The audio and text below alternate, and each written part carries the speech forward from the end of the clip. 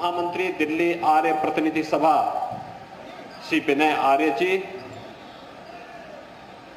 प्रदेश सरकार में मेरे सहयोगी मंत्री और बस्ती के प्रभारी मंत्री श्री राकेश सचान जी,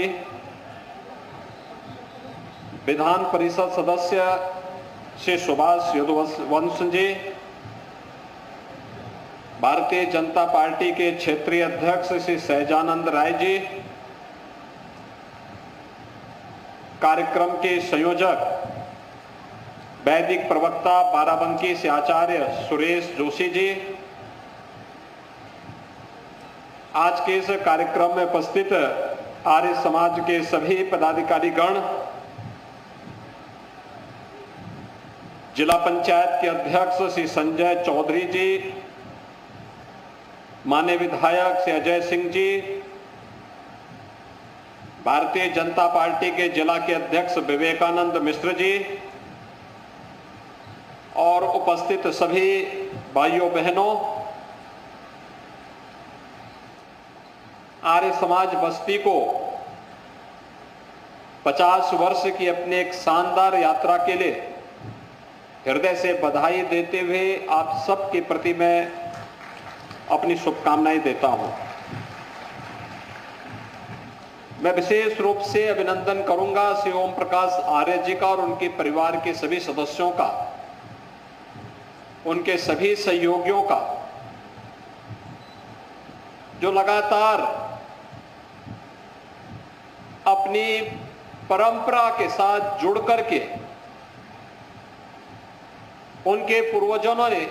आर्य समाज बस्ती की स्थापना में योगदान दिया था और उन्होंने अपनी पैतृक परंपरा का निर्वहन करते हुए लगातार वे कार्यक्रम को आगे बढ़ाते रहे। और मुझे बस्ती में किसी एक कार्यक्रम में सबसे पहली बार 1995 में आने का अवसर में प्राप्त हुआ था, वही आर्य समाज बस्ती के कार्यक्रम में श्री ओम प्रकाश जी के ही कार्यक्रम में आने का अवसर प्राप्त हुआ था। आप अनुमान करिए 1995 संभवतः गोरखपुर से बाहर मेरा पहली बार जाना हो रहा था किसी सार्वजनिक कार्यक्रमों में, और उनमें से बस्ती का आर्य समाज का कार्यक्रम भी था। आज इतने वर्ष हो गए हैं, लगभग 28 वर्ष भी बाद भी उसी ऊर्जा के साथ, उसी प्रतिबद्धता के साथ, उसी निष्ठा के साथ आर्य समाज के मूल्यों और आदर्शों को आम जनमानस तक पहुंचाने के लिए श्री ओम प्रकाश आर्य जी के द्वारा निरंतर प्रयास किया जा रहा है, आगे बढ़ाया जा रहा है। अपनी व्यक्तिगत पारिवारिक समस्याओं को दरकिनार करते हुए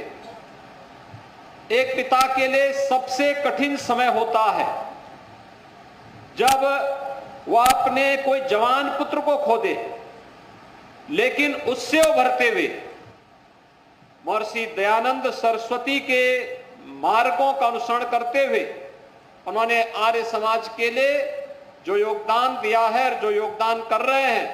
वो अत्यंत अभिनंदनीय है और सराहनीय है। भाइयों बहनों,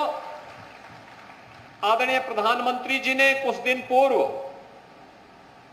देश की राजधानी दिल्ली से महर्षि दयानंद सरस्वती जी के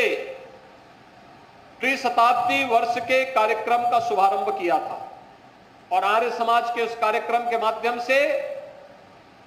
देश और दुनिया में फैले हुए लाखों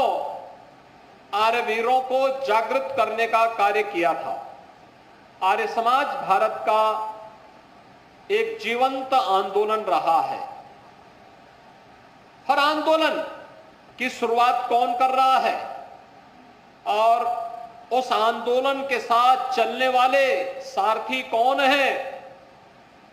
आंदोलन की दिशा उससे तय होती है और उसके परिणाम भी उसी से तय होते हैं। जब मैं आर्य समाज की बात करता हूं तो मुझे देश की आजादी के आंदोलन की याद भी आने लगती है। भारत के इतिहास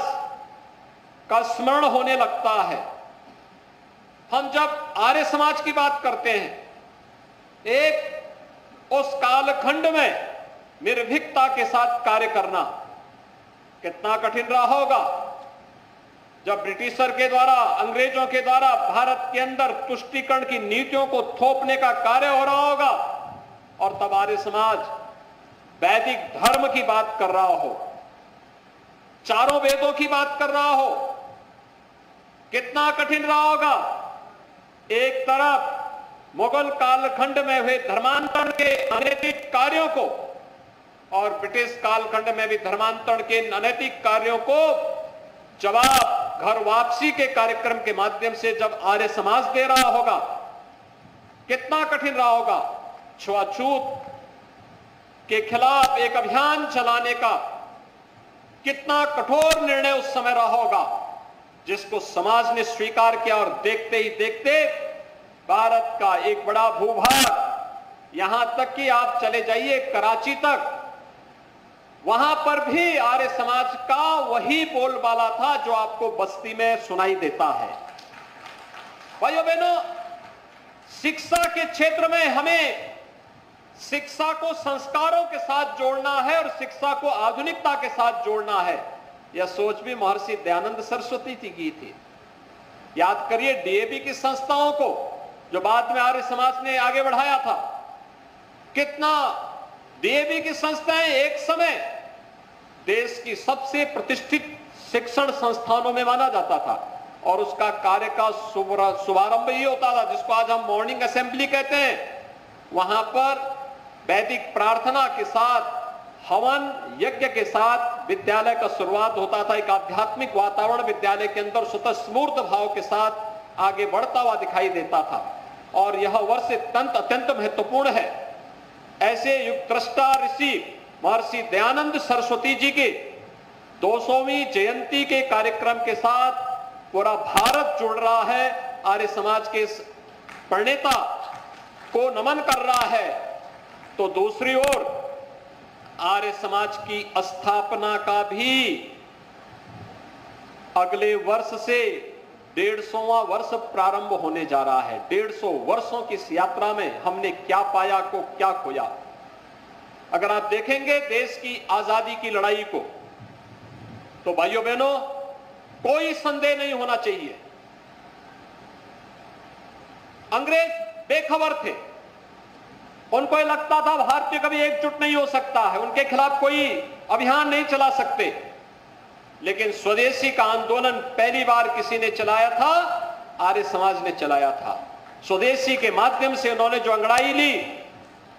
अछूतोद्धार के माध्यम से जो अभियान आगे बढ़ाया था, घर वापसी के जिस कार्यक्रम को आर्य समाज ने आगे बढ़ाया था, यह कार्यक्रम केवल वहीं तक सीमित नहीं था। इस कार्यक्रम ने अनेक क्रांतिकारी पैदा किए। याद करिए काकोरी कांड के महानायक पंडित राम प्रसाद बिस्मिल, ये आर्य समाज की देन थी। आर्य समाज के एक प्रचारक के रूप में शाहजहांपुर में कार्य करते थे, और फिर देश की आजादी की लड़ाई को जब अंगड़ाई लेनी थी तो उन्होंने न केवल स्वयं बल्कि अपने साथ अस्फाउल्लाह खां को भी जोड़ा और ठाकुर रोशन सिंह को भी जोड़ करके इस लड़ाई को आगे बढ़ाने का कार्य किया था। उस समय का हर क्रांतिकारी आर्य समाज के साथ जुड़ करके गौरवान्वित महसूस करता था। और आज आर्य समाज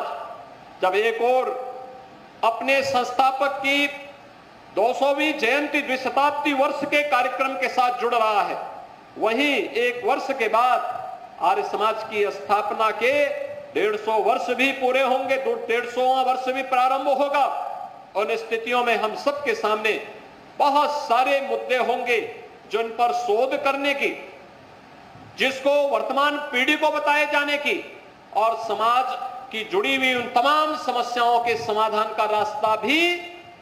उस शोध के माध्यम से, उस अध्ययन के माध्यम से अब सब हम सबके सामने अपने आप ही आती हुई दिखाई देंगी। जो ज्वलंत समस्याएं हमारे सामने गाये बगाए आ जाती हैं, उन सब का समाधान भी हमारे सामने आएगा,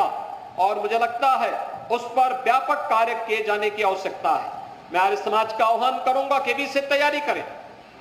आर्य वीर दल तो अपने कार्यक्रम को आगे बढ़ाएगा ही, लेकिन साथ साथ इन बातों को लेकर के कि महर्षि दयानंद सरस्वती ने उस कालखंड में जो बातें कही थी, घर वापसी का जो अभियान प्रारंभ किया था आर्य समाज ने, अशुद्धोद्धार के लिए जो कार्यक्रम आगे बढ़ाया था, वैदिक धर्म की पुनर्स्थापना के लिए जो व्यापक अभियान चलाया था, और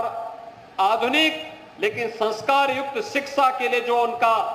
अभिनव प्रयास था, जिसने भारत को एक सुदृढ़ नींव दी, स्वतंत्र भारत को एक सुदृढ़ नींव दी थी, उस अभियान को